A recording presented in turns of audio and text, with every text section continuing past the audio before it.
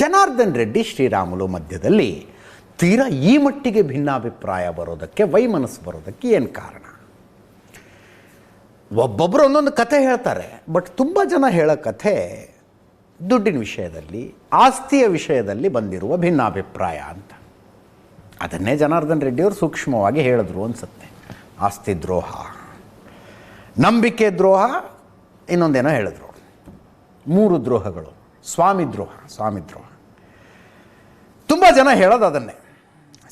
ಒಂದು ಕಾಲದಲ್ಲಿ ಒಂದು ನ್ಯಾಷನಲ್ ನ್ಯೂಸ್ ಏಜೆನ್ಸಿಯ ಪತ್ರಕರ್ತೆಯೊಬ್ಬರು ಜನಾರ್ದನ್ ರೆಡ್ಡಿ ಅವ್ರ ಪೀಕ್ನಲ್ಲಿದ್ದಾಗ ನಿಮ್ಮ ಹತ್ರ ಎಷ್ಟು ದುಡ್ಡಿದೆ ಅಂತ ಕೇಳಿದ್ರೆ 1 ಅಂತ ಒಂದು ಸಂಖ್ಯೆ ಬರೆದು ಅದರ ಮುಂದೆ 0 ಅಂತ ನಿಮಗೆ ಬೇಜಾರಾಗೋ ತನಕ ಬರೀತಾ ಹೋಗಿ, ಅಷ್ಟು ದುಡ್ಡು ನನ್ನ ಹತ್ರ ಇದೆ ಅಂತ ಜನಾರ್ದನ್ ರೆಡ್ಡಿ ಅವರು ಹೇಳಿದ್ರಂತೆ.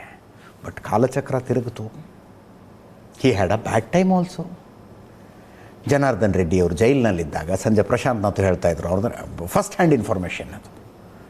ಇವ್ರದ್ದೊಂದು ಸ್ಕೋಡಾ ಕಾರಿತ್ತು ದಿಲ್ಲಿಯಲ್ಲಿ, ಅದನ್ನು ಸರ್ವಿಸಿಗೆ ಬಿಟ್ಟಿದ್ರು. ರಿಪೇರಿ ಮಾಡಿ ಗ್ಯಾರೇಜ್ನವ್ನು ಇಟ್ಕೊಂಡಿದ್ದ, ಬಟ್ ಬಿಡಿಸ್ಕೊಂಬರಕ್ಕೆ ದುಡ್ಡಿರಲಿಲ್ಲ. ದುಡ್ಡು ಕೊಟ್ಟು ತಗೊಂಬರ್ಬೇಕಲ್ಲ ಕಾರು. ಗ್ಯಾರೇಜ್ನವ್ನು ನಮ್ಮ ಪ್ರಶಾಂತ್ ಹೇಳಿದ್ನಂತೆ, ನಿಮ್ಮ ಶ್ರೀರಾಮುಲು ಗಾಡಿ ತಗೊಂಡು ಹೋಗ್ತಿಲ್ಲ, ರಿಪೇರಿ ಮಾಡಿ ಇಟ್ಟಿದ್ದೀನಿ ಅಂತ. 2 ಪೀಕ್ಗಳನ್ನು ನೋಡಿದ್ರು ಅವರು. ಆ ಸಂದರ್ಭದಲ್ಲಿ ಆಸ್ತಿ ವಿಷಯದಲ್ಲಿ ಏನೋ ಒಂದು ಭಿನ್ನಾಭಿಪ್ರಾಯ ಆಗಿದೆ, ಅದು ಮುಂದುವರೆದು ಇಲ್ಲಿಗೆ ಬಂದಿದೆ ಅಂತ. ಆಮೇಲೆ ಜನಾರ್ದನ್ ರೆಡ್ಡಿ ಅವ್ರನ್ನ BJP ಹೊರಗಿಡ್ತು. 2023ರ ಚುನಾವಣೆಯ ಸಂದರ್ಭದಲ್ಲಿ KRPP ಮಾಡಿ ಎಲ್ಲ ಮಾಡಿ ವಾಪಸ್ ಬರೋ ಪ್ರಯತ್ನವೊಂದನ್ನು ಜನಾರ್ದನ್ ರೆಡ್ಡಿ ಮಾಡಿದ್ರು. ಅದಕ್ಕೆ ಪೂರಕವಾಗಿ ರಾಮುಲು ಕೆಲಸ ಮಾಡಲಿಲ್ವಂತೆ. ಅಂದರೆ ಕರ್ಕೊಂಬರ್ಬೇಕು ಅಂದರೆ ಏನಾದ್ರು ಓಡಾಡ್ಬೇಕಲ್ಲ, ಕರ್ಕೊಂಬರೋಣ, ಏನೋ ಹೊರಗೆ ಹೋಗಿದ್ದಾರೆ, ವಾಪಸ್ ಬರಲಿ ಅವರು, ಏನಾದ್ರು ಹೇಳಬೇಕಲ್ಲ. ಅದನ್ನು ಯಾವುದನ್ನು ರಾಮುಲು ಮಾಡಲಿಲ್ಲ ಅಂತ ಹಠಕ್ಕೆ ಬಿದ್ದ ಜನಾರ್ದನ್ ರೆಡ್ಡಿ ರಾಮುಲೂನೂ ಸೋಲಿಸಿದ್ರು, ತಮ್ಮ ಸ್ವಂತ ಬ್ರದರ್ನೇ ಸೋಲಿಸಿದ್ರು, ತಮ್ಮ ಹೆಂಡತಿ ನಿಲ್ಲಿಸಿ. ಅಷ್ಟೆಲ್ಲ ಆಯಿತು. ಲೋಕಸಭಾ ಚುನಾವಣೆಯಲ್ಲಿ ಹೆಂಗೋ ಬಂದರು ಜನಾರ್ದನ್ ರೆಡ್ಡಿ ಅವರು, BJPಗೆ ಬಂದರು. ಆ ಸಂದರ್ಭದಲ್ಲೂ ರಾಮುಲು ಏನು ಆಸಕ್ತಿ ತಗೊಳ್ಳಿಲ್ಲ. ಅವತ್ತಿನ ದೃಶ್ಯಗಳನ್ನು ನೋಡಿದ್ದು ಎಲ್ರಿಗೂ ಅರ್ಥ ಆಗ್ತಿತ್ತು, ಇವರಿಬ್ಬರ ಮಧ್ಯದಲ್ಲಿ ಏನೋ ಭಿನ್ನಾಭಿಪ್ರಾಯ ಇದೆ ಅಂತ. ಈಗ ಅದು ಹಾದಿ ಬೀದಿಲಿ ಚರ್ಚೆ ಆಗುವ ಸನ್ನಿವೇಶ ಬಂದಾಗ ಜನಾರ್ದನ್ ರೆಡ್ಡಿ ಅವರು ಒಂದು ಪೊಲಿಟಿಕಲ್ ಟ್ವಿಸ್ಟ್ ಕೊಟ್ಟರು ಅದಕ್ಕೆ. ಏನು, ರಾಮುಲು ಯಾಕೆ ಹಿಂಗೆ ಮಾತಾಡ್ತಿದ್ದಾರೆ, ಯಾಕೆ ಆರೋಪಗಳನ್ನು ಮಾಡ್ತಿದ್ದಾರೆ? ಫಸ್ಟ್ ಆಫ್ ಆಲ್ ಅವ್ರದ್ದು ಇವತ್ತು ಪ್ರೆಸ್ ಮೀಟ್ನ ಕ್ಲಾರಿಫಿಕೇಷನ್ ಇದ್ದಿದ್ದು, ಸಂಡೂರು ಚುನಾವಣೆ ರಾಮುಲು ಇಂದ ಸೋತಿದ್ದು ಅಂತ ನಾನು ಯಾರ ಮುಂದೂ ಹೇಳಿಲ್ಲ ಅಂತ ಜನಾರ್ದನ್ ರೆಡ್ಡಿ ಅವರ ಕ್ಲಾರಿಫಿಕೇಷನ್ ಇದ್ದದ್ದು. ಹಂಗಿದ್ದು ಯಾಕೆ ಹಂಗಿದ್ರೆ ನೆನ್ನೆ ರಾಧಾಮೋಹನ್ ಅಗರ್ವಾಲ್ ನಿಮ್ಮ ಕಾರಣಕ್ಕಾಗಿ ಸಂಡೂರು ಸೋತ್ವಿ ಅಂತ ಹೇಳಿದ್ರು. ಯಾಕೆ ಅಂದರೆ ಒಂದು ಕನ್ಫ್ಯೂಷನ್ ಇನ್ನೂ ಇದೆ, ಅದಕ್ಕೊಂದು ಕ್ಲಾರಿಟಿ ನಾವೇ ತಗೋಬೇಕು. ಮಾಜಿ ಮುಖ್ಯಮಂತ್ರಿ ಸದಾನಂದ ಗೌಡರ ನೇತೃತ್ವದಲ್ಲಿ ಒಂದು ಕಮಿಟಿ ಮಾಡಿದ್ದಾರೆ, ಶಿಗ್ಗಾಮಿ ಸಂಡೂರು ಯಾಕೆ ಸೋತ್ವಿ ಅಂತ ರಿಪೋರ್ಟ್ ಕೊಡಿ ಅಂತ. ಮೊನ್ನೆ ಕೋರ್ ಕಮಿಟಿ ಮೀಟಿಂಗ್ನಲ್ಲಿ ಸದಾನಂದ ಗೌಡರೇ ಹೇಳಿದ್ರಂತೆ, ನಂದೊಂದು ಕಮಿಟಿ ಮಾಡಿದ್ದೀರಿ, ನಾನೇ ಇನ್ನೂ ರಿಪೋರ್ಟ್ ಕೊಟ್ಟಿಲ್ಲ, ಆಗಲೇ ಯಾಕೆ ನೀವು ಇದನ್ನು ಮಾತಾಡ್ತಿದ್ದೀರಿ ಅಂತ ಹೇಳಿದ್ರಂತೆ ಸದಾನಂದ ಗೌಡರು. ಆದರೆ ಆ ಕಮಿಟಿ ಸಂಡೂರು ಶಿಗ್ಗಾಮಿ 2 ಕಡೆ ಓಡಾಡಿ ಸಂಬಂಧಪಟ್ಟವ್ರನ್ನೆಲ್ಲ ಮಾತಾಡಿಸಿ ಒಂದು ರಿಪೋರ್ಟ್ ರೆಡಿ ಮಾಡಿದೆಯಂತೆ.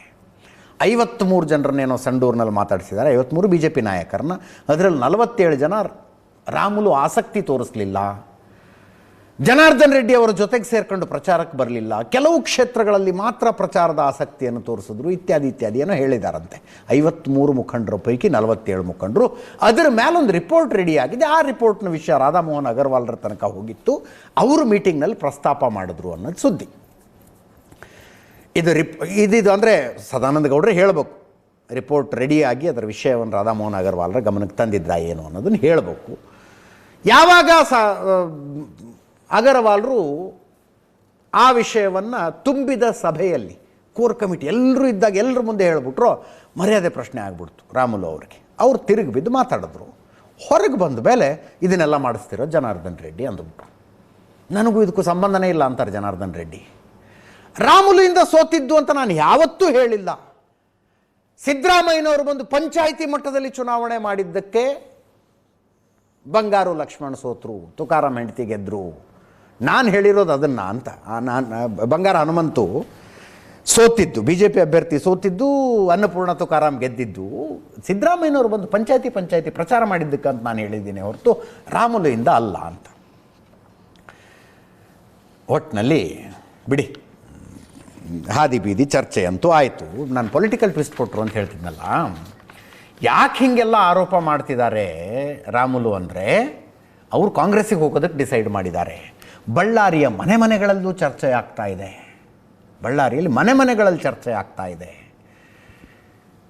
ಕಾಂಗ್ರೆಸ್ನಲ್ಲಿ ST ನಾಯಕ, ವಾಲ್ಮೀಕಿ ಸಮುದಾಯದ ನಾಯಕ ಅಂತಿರೋದು ಸತೀಶ್ ಜಾರಕಿಹೊಳಿ. ಅವರು ಸಿದ್ದರಾಮಯ್ಯ ಬಣ, ಅವರು DK ಶಿವಕುಮಾರ್ ವಿರುದ್ಧ ತೊಡೆ ತಟ್ಟಿದ್ದಾರೆ.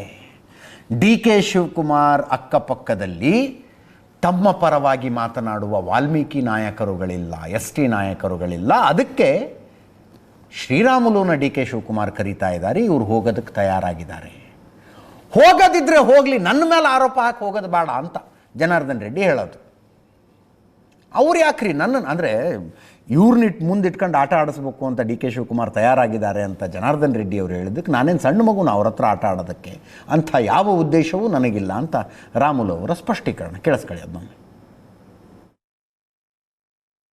ಇವತ್ತು ನೋಡಿ, ಈಗಾಗಲೇ ಇಡೀ ಬಳ್ಳಾರಿಯಲ್ಲಿ ಒಂದು ದೊಡ್ಡ ಸುದ್ದಿ ಹಬ್ಬಿದೆ. ಇವತ್ತು ಕಳೆದ ಒಂದು ಸುಮಾರು ತಿಂಗಳಿಂದ ನಾನು ಪಕ್ಷ ಬಿಡ್ತೀನಿ ಅನ್ನೋ ಮಾತು ಬಹಳ ತಪ್ಪು. ಅವ್ರು ನಿನ್ನೆ ಮಾತಾಡಿದ್ದು ಬಿಡಬೇಕು ಬಿಡಬಾರ್ದು ಅನ್ನೋದು ಅದು ಅವ್ರಿಗೆ ವೈಯಕ್ತಿಕ, ಅದನ್ನ ಯಾರು ಮಾತಾಡ್ಲಿಕ್ಕಾಗಲ್ಲ. ಆದರೆ ಇವತ್ತು ಸಾಕಷ್ಟು ವಿಚಾರಗಳು ಇವತ್ತು ನಿಮಗೆ ನಾಳೆ ನಡೆದ್ರಲ್ಲಿ ಎಲ್ಲ ವಿಷಯಗಳು ಕೂಡ ಗೊತ್ತಾಗುತ್ತೆ. ಅವ್ರು ನಿಜವಾಗ್ಲೂ ಹೊರಗಡೆ ಹೋಗ್ಬೇಕು ಅಂತಿದ್ರೆ ಹೋಗೋದಿದ್ರೆ ಹೋಗ್ಲೆ, ನನ್ನ ಮೇಲೆ ಆರೋಪ ಮಾಡಿ ಹೋಗೋದು ಯಾಕೆ? DK ಶಿವಕುಮಾರ್ ಅವರು ಸತೀಶ್ ಜಾರಕಿಹೊಳಿ ಅವ್ರನ್ನ ಮಣಿಸೋದಕ್ಕೆ ಯಾರಾದ್ರೂ ಒಬ್ರು ಬೇಕು ಅಂತೇಳಿ, ಅದು ಶ್ರೀರಾಮುಲ್ನ ಹೇಗಾದ್ರೂ ತಗೋಬೇಕು ಅಂತೇಳಿ ಶ್ರೀರಾಮುಲ್ಗೆ ಇಲ್ಲಿ ಇರೋ ವಾತಾವರಣ ನೋಡಿಕೊಂಡು ಇದೆಲ್ಲ ಕೂಡ ನಾನೇ ಟಿವಿಗಳಲ್ಲಿ ನೋಡ್ತಾ ಇರೋದು. ಅದೇನು ನನಗೆ ನೇರವಾಗಿ ಬಂದು ಯಾರು ಹೇಳಿದ್ದಂತಲ್ಲ. ನಾನು ಹೇಳ್ತಾ ಇರೋದೇನಿದ್ರೆ, ನೀವು ಇರಬೇಕಾ ಬಿಡಬೇಕಾ ಅದು ನಿನಗೆ ಮತ್ತು ಪಕ್ಷಕ್ಕೆ ಬಿಟ್ಟಿದ್ದು. ಇದು ಜನಾರ್ದನ್ ರೆಡ್ಡಿ ವಿಚಾರ ಅಲ್ಲ ಇದು. ಅಣ್ಣ, ನಾನು ಭಾರತೀಯ ಜನತಾ ಪಾರ್ಟಿದಲ್ಲಿ ಇದ್ದಂಥವನ್ನ ಭಾಳ ಕ್ಲಿಯರ್ ಆಗಿ ಹೇಳ್ತಾ ಇದ್ದೀನಿ. ಇವತ್ತು ಭಾರತೀಯ ಜನತಾ ಪಾರ್ಟಿದಲ್ಲಿ ನೋವಾದಂಥ ಟೈಮಲ್ಲಿ ನನ್ನ ಅನಿಸಿಕೆಗಳೇನಿದೆ ನಾನು ನಿಮ್ಮ ಮುಂದೆ ಕೂಡ ನನ್ನ ಅನಿಸಿಕೆಗಳನ್ನು ವ್ಯಕ್ತಪಡಿಸಿದ್ದೀನಣ್ಣ. ಹಾಗಾಗಿ ಅವ್ರು ಊಹೆ ಇರ್ಬೋದು, ಯಾವುದು ಜನಾರ್ದನ್ ರೆಡ್ಡಿ ಅವರು ಊಹೆ ಅಂದ್ರೆಗಿನ ಅವ್ರನ್ನ ಮಟ್ಟಾಕಕ್ಕೆ, ನಾನು ಸತೀಶ್ವರನ್ನ ಮಟ್ಟಾಕಕ್ಕೆ ನಾನ್ಯಾರು? ಸತೀಶ್ವರ ಮಟ್ಟಕ್ಕೆ ಅವ್ರ ಪಾರ್ಟಿಯಲ್ಲಿ ಅವ್ರು ದೊಡ್ಡವರು, ನನ್ನ ಪಾರ್ಟಿಯಲ್ಲಿ ನಾನು ದೊಡ್ಡವಣ್ಣ. ನಾನು ಅವ್ರ ಮಟ್ಟಕ್ಕೆ ನಾನೇ ಅವ್ರ ಸಮುದಾಯ ಅಂದರೆ ವಾಲ್ಮೀಕಿ ಸಮುದಾಯ ಕಾಂಗ್ರೆಸ್ಸಲ್ಲಿ ಕೂಡ ಇದ್ದಾರಣ್ಣ. ಅಣ್ಣ ಯಾವತ್ತೂ ಕೂಡ ಯಾರಿಗೆ ಬೇಕಿದ್ದಾರೆ? 137 ಗೆದ್ದಾರಣ್ಣ. ನಮ್ಮ ಇವತ್ತು ಸೋತಂತವನ್ ರಾಮ್ಲು ಸೋತಂತವ್ರಣ್ಣ. ಅಲ್ಲ, ಪ್ರಬಲ ನಾಯಕರಾದ್ರೆ ಕೂಡ ನಾನು ಏನು ಮಾಡೋಕ್ಕಾಗುತ್ತೆ ಅಣ್ಣ? ಪ್ರಬಲ ನಾಯಕರಾದ್ರೆ ಕೂಡ ನೋಡೋಣ, ನನ್ನ ಪಾರ್ಟಿಯಲ್ಲಿ ನಾನು ಶಕ್ತಿವಂತ ಇಲ್ಲ ಅನ್ನಕ್ಕೆ ಹೋಗಲ್ಲ ಅಣ್ಣ. ಒಬ್ಬರು ರಾಜ, ಒಬ್ಬರಲ್ಲಿ ಗುಲಾಮಣ್ಣ. ನಾನು ಈ ಪಾರ್ಟಿಯಲ್ಲಿ ಕಿಂಗ್ ಆಗಿರ್ಬೋದು, ಈ ಪಾರ್ಟಿಯಲ್ಲಿ ಪ್ರಬಲ ನಾಯಕ, ಆ ಪಾರ್ಟಿಯಲ್ಲಿ ನಾನು ಸೊನ್ನೆನೆ. This is practical what I'm saying. ಅಲ್ಲ, ಕಮ್ಯುನಿಟಿ ಲೀಡರ್ ಅಂತ ಒಪ್ತೀನಿ ನಾನು, ಇಲ್ಲ ಅನ್ನೋಕ್ಕಲ್ಲ. ಅಂದರೆ ಅವ್ರ ಸತೀಶ್ ಅವ್ರನ್ನ ನಾನು ತೊಂದರೆ ಮಾಡೋಕ್ಕೋ ಸಲುವಾಗಿ DK ಶಿವಕುಮಾರ್ ನನ್ನ ಬಳಸ್ಕೊಂತಾರೆ ಅಂದರೆ I am not A small man. ನಾನು ಒಬ್ಬರ ಅಲ್ಲ, ನಾನೇನು ಸ್ಮಾಲ್ ಮನುಷ್ಯನಲ್ಲ. ನನಗೆ ಗೊತ್ತಿದೆ ಅಣ್ಣ, ಯಾರು ರಾಜ ಸ್ವೀಕಾರ ಮಾಡ್ತಾರೆ, ಯಾರು ಇನ್ನೊಂದು ಥರ ಸ್ವೀಕಾರ ಮಾಡ್ತಾರೆ ನನಗೆ ಗೊತ್ತಿದೆ ಅಣ್ಣ. ಅಂಥ ರೀತಿಯಲ್ಲಿ ಇಲ್ಲ, ಅವ್ರದ್ದೇ ಆದಂಥ ವಿಷಯ. ಅವ್ರು ರಾಮುಲು ಹೇಳಿದ ಒಂದು ಮಾತು ಬರೆದಿಟ್ಕೊಂಡೆ ನಾನು, ಒಂದು ಊರಿನ ರಾಜ ಇನ್ನೊಂದು ಊರಿನಲ್ಲಿ ಗುಲಾಮ ಅಂತ. DK ಶಿವಕುಮಾರನ್ನ ಕೇಳಿದ್ವಿ, ಇದೆಲ್ಲ ಸುಳ್ಳು, ನನ್ನ ಜೊತೆಗೆ ಏನೂ ಚರ್ಚೆ ಆಗಿಲ್ಲ ಅಂತ ಹೇಳಿದ್ರು. ಎಲ್ಲ ತೋರಿಸ್ತಾ ಕೂತ್ಕೊಂಡ್ರೆ ಟೈಮ್ ತುಂಬ ಹೋಗ್ಬಿಡುತ್ತೆ. KN ರಾಜಣ್ಣ ಈಗ ಕಾಂಗ್ರೆಸ್ನಲ್ಲಿ ST ಸಮುದಾಯದ ಮುಖಂಡರು, ಅವ್ರು ರಾಮುಲು ಬರ್ತಾರಂತೆ, ನೀವೇನು ಹೇಳ್ತೀರಿ ಅಂದರೆ, ಬಂದರೆ ಒಳ್ಳೆಯದು, ನಮ್ಮ ಸಮುದಾಯದಲ್ಲಿ ದೊಡ್ಡ ಮಟ್ಟದಲ್ಲಿ ಬೆಳೆದಿದ್ದಾರೆ ಇತ್ಯಾದಿ ಮಾತಾಡಿದ್ದಾರೆ. ಅದನ್ನೆಲ್ಲ ತೋರಿಸ್ತಾ ಕೂತ್ಕೊಳ್ಳೋದಿಲ್ಲ, ತುಂಬ ಡಿಟೇಲ್ ಆಗಿ ಹೋಗ್ಬೇಕಾಗತ್ತೆ. ಬೇರೆ ಸುದ್ದಿಗಳು ಇದ್ದಾವೆ. ವಿಪಕ್ಷ ನಾಯಕ R ಅಶೋಕ್ ಅವರು ರಾಮುಲು ಕಾಂಗ್ರೆಸ್ಸಿಗೆ ಹೋಗೋದಿಲ್ಲ, ಎಲ್ಲವನ್ನೂ ಕುರಿತು ಸರಿ ಮಾಡ್ತೀವಿ ಅಂದರು. ವಿಜಯೇಂದ್ರ ಅವ್ರ ಮೇಲೆ ರಾಮುಲು ಅವರು ಮೊನ್ನೆಯ ಮೀಟಿಂಗ್ನಲ್ಲಿನ ಒಂದು ಬೇಜಾರೇನೆಂದರೆ, ರಾಧಾಮೋಹನ್ ಅಗರ್ವಾಲ್ ಹಿಂಗೆಲ್ಲ ಮಾತಾಡ್ತಿದ್ರು, ಇವರು ಸುಮ್ಮನೆ ಕೂತ್ಕೊಂಡು ಕೇಳಿಸ್ಕೊತಾ ಇದ್ರು ವಿಜಯೇಂದ್ರರು. ಹಾಗೆಲ್ಲ ನೀವು ಮಾತಾಡಬಾರ್ದು ಅಂತ R ಅಶೋಕು, ಬೊಮ್ಮಾಯಿ ಅವರು, ಉಳಿದವರೆಲ್ಲ ಹೇಳಿದ್ರು. ವಿಜಯೇಂದ್ರ ಸುಮ್ಮನೆ ಕೂತ್ಕೊಂಡು ಕೇಳಿಸ್ಕೊತಿದ್ರು ಅನ್ನೋದೊಂದು ಬೇಜಾರು ರಾಮುಲು ಅವ್ರಿಗೆ. ಅದನ್ನು ಹೇಳ್ಕೊಂಡಿದ್ದಾರೆ. ಎಲ್ಲ ವಿಷಯವನ್ನು ರಾಷ್ಟ್ರೀಯ ನಾಯಕರ ಗಮನಕ್ಕೆ ತರ್ತೀನಿ.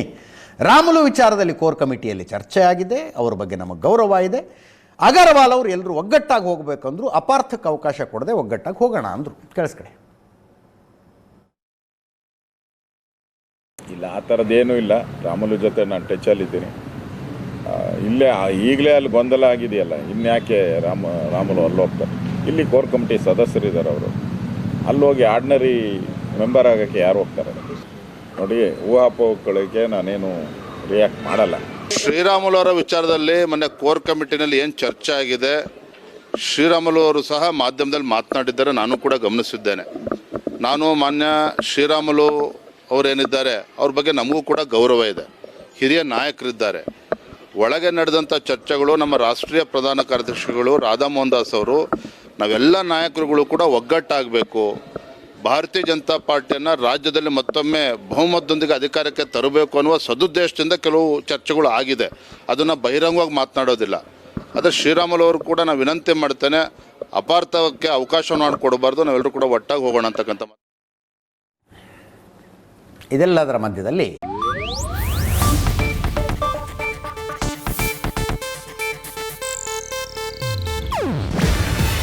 ಇದು ಏಷ್ಯಾನೆಟ್ ನ್ಯೂಸ್ ನೆಟ್ವರ್ಕ್ ಪ್ರಸ್ತುತಿ. ನೀವು ನೋಡ್ತಿದ್ದೀರಾ ಏಷ್ಯಾನೆಟ್ ಸುವರ್ಣ ನ್ಯೂಸ್.